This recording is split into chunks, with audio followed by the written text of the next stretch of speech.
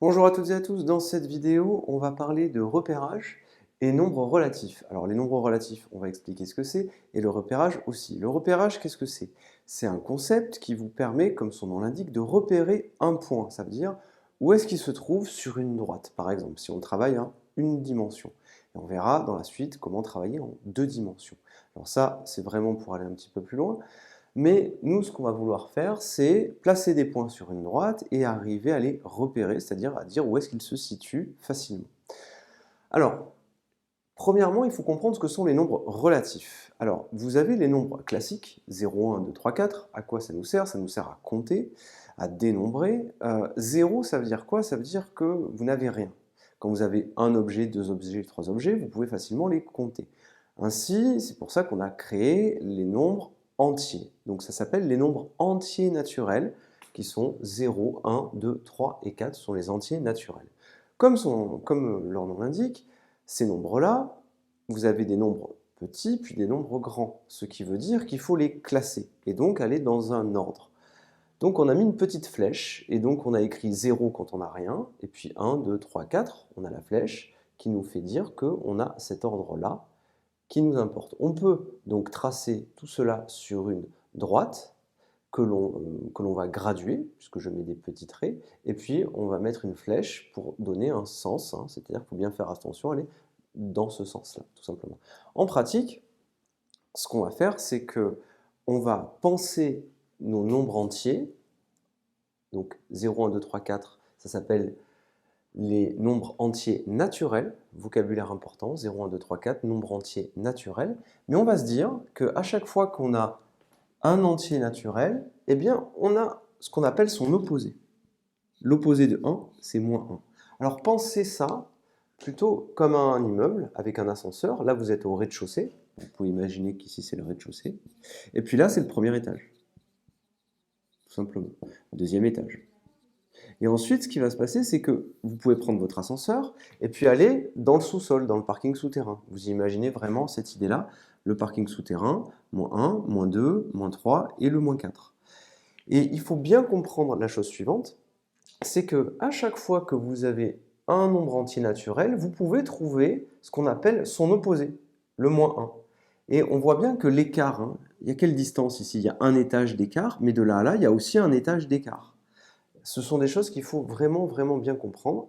Donc, pour comprendre ce qu'on appelle les nombres, là ce sont des nombres qui sont négatifs, pour comprendre ceci clairement, il faut avoir cette représentation dans l'esprit et penser les choses comme un immeuble. Le rez-de-chaussée ici, le premier étage, le deuxième étage, le troisième étage, et puis vous pouvez, avec l'ascenseur, aller dans le parking souterrain, au moins 1, au moins 2, au moins 3, au moins 4 par exemple. Donc l'image de l'immeuble, c'est une très très bonne image. Vous avez une autre idée qui est aussi les températures, c'est-à-dire 1 degré, 2 degrés, 3 degrés, puis là, moins 1 degré en dessous de 0, moins 2 degrés, moins 3 degrés, moins 4 degrés. L'idée des nombres, alors tous ces nombres-là, hein, sont ce qu'on appelle les nombres relatifs. D'accord? Donc les nombres relatifs, il y a 0, 1, 2, 3, 4, mais il y a aussi moins 1, moins 2, moins 3, moins 4. Attention, il n'y a pas de nombre à virgule. D'accord? On parle de nombres entiers. L'idée qu'on va avoir, c'est qu'en réalité, les nombres relatifs, on les a inventés parce qu'on se situe par rapport à 0. C'est-à-dire, vous avez 0, vous avez tous les nombres entiers qu'on peut vraiment sentir, et puis on imagine ces nombres-là, hein, qui sont les nombres négatifs qu'on a créés à partir de ceci. Et initialement, ces nombres-là n'avaient pas de consistance au tout début, c'est-à-dire que philosophiquement, on n'en parlait pas. Et puis on les a inventés parce qu'on a éprouvé le besoin, comme c'est le cas ici, de se positionner par rapport à 0, tout simplement. Alors, maintenant, ce qu'on va devoir retenir, c'est la chose suivante. Ça, c'est la représentation de ceci. Vous pouvez le représenter, la plupart du temps, on le représentera toujours sous cette forme-là. Ça, c'est ce qu'on appelle l'origine. Ça, c'est une droite graduée et orientée. Donc graduée, pourquoi? Parce que j'ai mis les petits traits. Et remarquez bien ici, vous avez une unité à chaque fois. Donc à chaque fois ici, une unité, une unité, une unité. Cette droite, elle est donc graduée parce qu'on a une unité de mesure. Le 0, c'est ce qu'on appelle l'origine, il faut connaître ceci. Et vous avez un sens, hein, une orientation. Et donc, on dit que la droite, elle est graduée et qu'elle est orientée. Ce sont des choses qu'il faut savoir. Donc, tous ces nombres entiers, qu'ils soient relatifs ou naturels, donc les relatifs, c'est tout cela, les naturels, ce sont ceux-là, ils se représentent sur une droite graduée et orientée. Ça, c'est fondamental.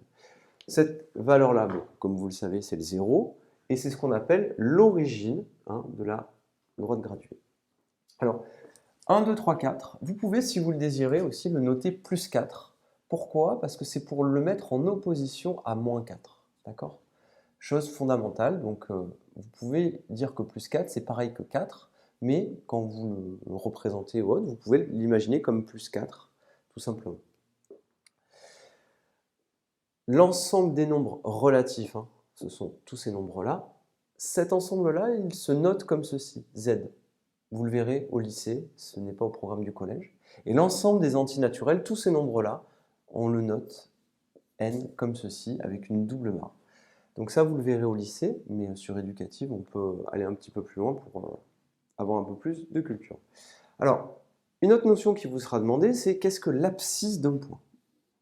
L'abscisse d'un point, donc écrivez-le bien SC avec 2 S. Alors, abscisse, ça vient du latin abscissa, et ça veut dire ligne coupée, c'est-à-dire que ligne brisée ou coupée, c'est-à-dire que, en gros, ça correspond à cette valeur-là, tout simplement. Alors, qu'est-ce que c'est que l'abscisse d'un point? Eh bien, si on parle du point A, eh bien ici, on va donner son abscisse. Son abscisse, c'est 3. C'est tout simplement la valeur numérique qui est ici, sur l'axe.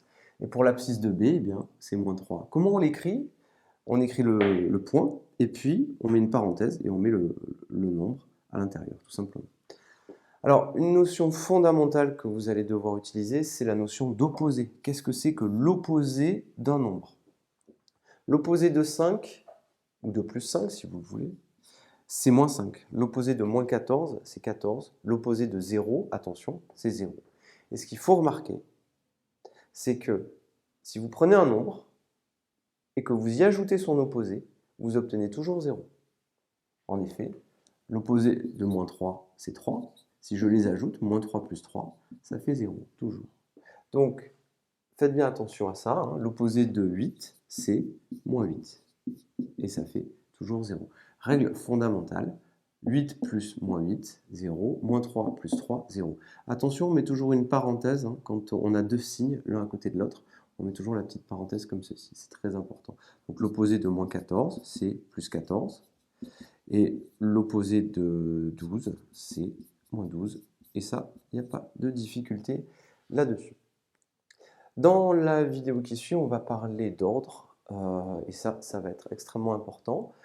Je vous conseille d'apprendre tout ça, de connaître le vocabulaire relativement important et de commencer à appréhender la notion d'ordre qu'on va voir tout de suite. Je vous remercie et à bientôt.